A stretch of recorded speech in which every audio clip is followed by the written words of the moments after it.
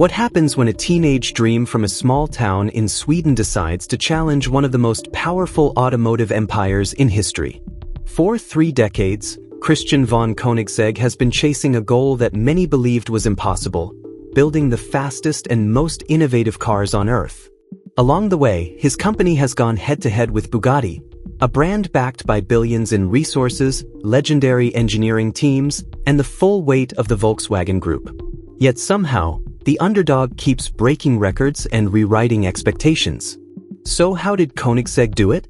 And why does this rivalry represent far more than speed? Let's talk about the record, the technology, and the future of the hypercar. To understand why this record matters the way it does, you have to go back to the beginning. Not the beginning of Koenigsegg as a company with resources and recognition, the beginning as a concept. A statement of intent made by an 18-year-old in Sweden in 1994 who looked at the landscape of automotive performance and decided, with what most people in the industry would have called spectacular naivety, that he was going to build the fastest car in the world. Christian von Koenigsegg did not have a factory. He did not have investors. He did not have a parent conglomerate with $40 billion in annual revenue ready to absorb the losses of a prestige performance division while the accountants looked the other way. What he had was the kind of conviction that cannot be manufactured, the specific, irrational, ultimately productive belief that the question of the world's fastest car had not yet been answered correctly, and that he was the one who was going to answer it. The early cars, the CC8S and the Caesar, were not just fast. They were statements. The CC8S arrived in 2002 with a supercharged Ford V8 producing over 600 horsepower, housed in a carbon fiber body that weighed less than most sports cars of the era had any right to weigh. It was not a refinement of an existing template. There was no existing template. Koenigsegg was building the template in real time, without a corporate safety net beneath them and without the luxury of failing quietly. When the CCR broke the McLaren F1's production car speed record in 2005, a record that had stood for 11 years and had been widely treated as a permanent ceiling, it was the first formal announcement that something genuinely different was happening in Ängelholm, and that the automotive establishment was going to have to start paying attention to a name most of them had struggled to pronounce. And then Bugatti arrived. The Veyron in 2005 did not simply raise the bar. It rewrote the economic terms of the competition entirely. Here was a car developed with Volkswagen Group resources, with engineering teams whose employment costs alone exceeded what Koenigsegg spent on entire vehicle programs. A 16-cylinder, quad-turbocharged engine producing 1,001 horsepower. A verified top speed of 408 kilometers per hour. A reported €700 million spent on development. The message from Wolfsburg was clear, even if it was never stated directly. This is what it costs to build the world's fastest car, and not everyone can afford that entry fee. What followed across the next 2 decades was one of the most compelling and least discussed rivalries in automotive history. Koenigsegg answered the Veyron with the Agera. Bugatti answered with the Veyron Super Sport, reclaiming the record at 431 kilometers per hour. Koenigsegg answered with the 1:1. A car that introduced the concept of a 1:1 power-to-weight ratio and produced downforce figures that belonged on a racing prototype. Then Bugatti deployed what was widely considered its decisive blow, the Chiron, then the Chiron Super Sport, then in 2019 the Chiron Super Sport 300 Plus, the first production car verified at over 300 miles per hour. A number so far beyond anything previously achieved that much of the automotive world treated it as a permanent endpoint. But this was never simply 2 manufacturers building faster cars. It was 2 completely different answers to the same question. Bugatti's answer was resources, refinement, and the brute accumulation of engineering talent applied to a problem until the problem yielded. Koenigsegg's answer was something harder to quantify, and ultimately harder to defeat. The willingness to question assumptions that other manufacturers had accepted as immovable, and to develop from scratch the technologies that the rest of the industry simply purchased from suppliers and treated as fixed costs.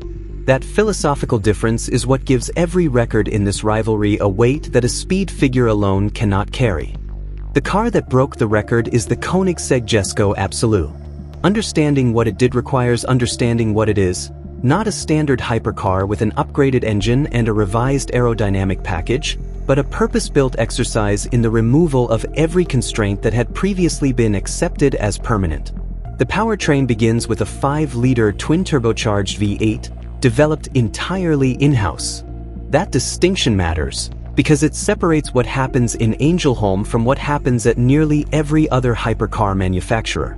On E85 biofuel, the engine produces 1,600 horsepower, making it not only the most powerful production car engine by output, but one of the lightest in its power class, the entire unit weighing under 200 kilograms. The attention given to friction reduction, to the weight of reciprocating components, to thermal management under sustained extreme load, these are the products of engineering decisions made from first principles, not inherited from a supplier's catalog. The transmission, Koenigsegg's light-speed transmission, may represent the single most significant gearbox innovation in a generation.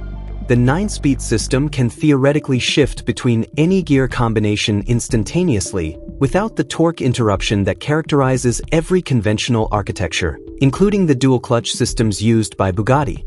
Multiple wet clutch packs operate in parallel rather than in sequence, eliminating the shift delay that costs momentum at the speeds the Jesko Absolute operates. On paper, it sounds incremental. On track, above 400 km per hour, it is the difference between a gear change that loses time and one that does not. The aerodynamics are defined by a single design philosophy. The Jesko exists in 2 configurations: the Attack, optimized for downforce and circuit performance, and the Absolute, optimized for minimum drag and maximum top speed.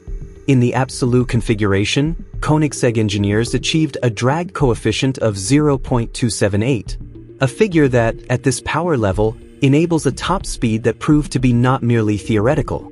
The fixed rear wing, the managed airflow through every panel and duct, the comprehensive bodywork redesign, all of it was built around what happens above 350 km per hour. The Jesko Absolute's verified top speed is 330 miles per hour, 531 km per hour, positioning it as the fastest production car ever engineered, with a theoretical ceiling confirmed by rigorous analysis. This is not a record that was bought. It was engineered. Bugatti's response arrived through official channels with the composed language of a brand that has spent a century learning to absorb challenges without appearing to acknowledge them as threats. The position centers on methodology, that straight-line performance on a closed track, under specific atmospheric conditions and using fuel unavailable at any filling station, represents a category not directly comparable to the comprehensive performance envelope Bugatti has always claimed as its standard. This is not an entirely unreasonable argument. It has coherent engineering logic behind it. It is also, when examined alongside 20 years of this rivalry, a position Bugatti has been forced to advance with increasing frequency as the records have moved further from its own capabilities. What makes the Jesko Absolute's achievement particularly costly for Bugatti's narrative is that Bugatti's identity has been built on completeness. The argument that their cars achieve ultimate performance without sacrificing refinement, usability, or manufacturing quality. The implicit claim has always been that Koenigsegg's numbers, while impressive in isolation, represent a trade-off. That you can build a faster car if you are willing to build a less complete one. The Jesko Absolute does not support that trade-off. A car integrating a 9-speed parallel clutch transmission, sophisticated active and passive aerodynamic management, and a standard of fit and finish that places it among the most visually refined vehicles at any price point is not a stripped-out speed prototype. It is exactly the kind of car that makes Bugatti's argument very difficult to sustain. Step back from the numbers and the press releases, and what you are actually watching is the automotive world's oldest assumption about performance being tested in real time, that the manufacturer with the most resources will always produce the greatest car. That assumption is not holding up. Budget does not remove conceptual constraints. The willingness to question them does. And that willingness, that organizational culture, is not something that can be purchased from a supplier.